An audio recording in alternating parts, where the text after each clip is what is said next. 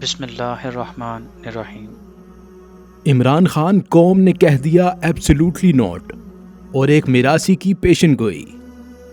دوستوں، 8 فروری 2024 کے الیکشن ایک تاریخ رقم کر گئے۔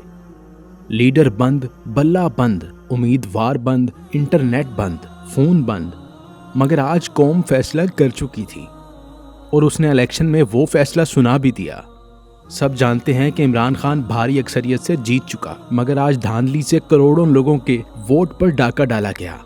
آج 17 سیٹوں والا وزیر اعظم، 20 سیٹوں والا صدر اور 40 سیٹوں والی پنجاب کی وزیر اعلیٰ، کیا غضب کا نظارہ ہے۔ پر یاد رکھیں، دنیا ابھی جاگ رہی ہے۔ مجھے روسی میڈیا کا تبصرہ بہت پسند آیا، جس نے ایک تاریخی جملہ ہیڈ لائن بنایا: نکالا گیا مگر شکست نہیں دے سکے۔ اور یہی آج کی سب سے بڑی سچائی ہے۔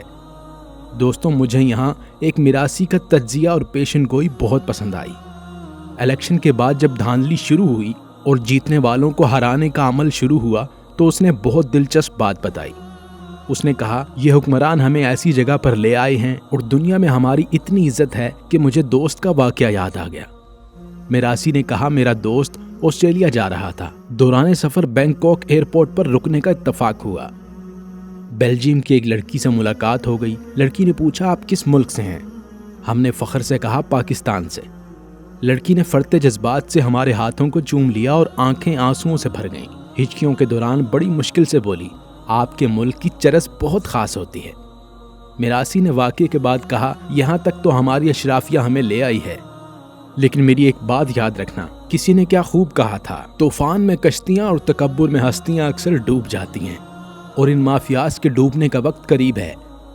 دوستوں، صرف ایک بات بتانا چاہتا ہوں کہ یہ مافیاز اس قوم کو روٹی اور بھوک کی اس حد تک لے آئے ہیں کہ وہ جینا بھول گئے ہیں، اور یہ لوگ نہ جانے کیسے لوگوں کی زندگی جہنم بنا کر سجدوں میں جنت مانگتے ہیں۔ یہاں مجھے علامہ اقبال صاحب سے منسوب ایک شعر یاد آ گیا: تیرے سجدے کہیں تجھے کافر نہ کر دیں اے اقبال، تو جھکتا کہیں اور ہے اور سوچتا کہیں اور ہے۔ اور ہمارے حکمران تو جھکتے بھی غیروں کے آگے ہیں اور کرتے بھی وہ ہیں جو انہیں حکم ہوتا ہے۔ وہ جو امریکہ کے آگے کھڑا ہو گیا اور کہا ایبسلیوٹلی ناٹ، وہ قیدی نمبر 804 جس نے امریکہ کے کہنے پر روس کا دورہ چھوڑنے سے انکار کر دیا، وہ جس نے عزت کی قید کو پسند کیا اور بے غیرتی کی آزادی کو ٹھوکر مار دی، اسے ہمارا یہی پیغام ہے کہ پوری قوم نے طاقتوروں کو پیغام دے دیا: عمران خان کی قید نامنظور، تمہارے کہنے پر اسے ووٹ نہ دیں، ایبسلیوٹلی ناٹ۔ وہ جیت چکا لوگوں کے دل، اور تم ہار چکے۔ تم اس لیے ہار چکے کیونکہ تم نے ہر جگہ اس قوم کی روٹی ہی نہیں، غیرت بھی چھیننے کی کوشش کی، اور اس ملک کو یہاں تک لے آئے کہ ایک مغربی شخص نے کہا، اگر آپ نے کرپشن کے نایاب طریقے سیکھنے ہوں تو پاکستان چلے جائیں۔ وہ آپ کو چند ماہ میں کرپشن میں پی ایچ ڈی کروا دیں گے، مگر اس کے بعد وہ شخص اپنے ملک میں جا کر کوئی کام نہیں کر سکے گا، کیونکہ ہم اس سے انسانیت چھین لیں گے، اور وہ انسان تو نظر آئے گا لیکن حقیقت میں انسان نہیں ہوگا۔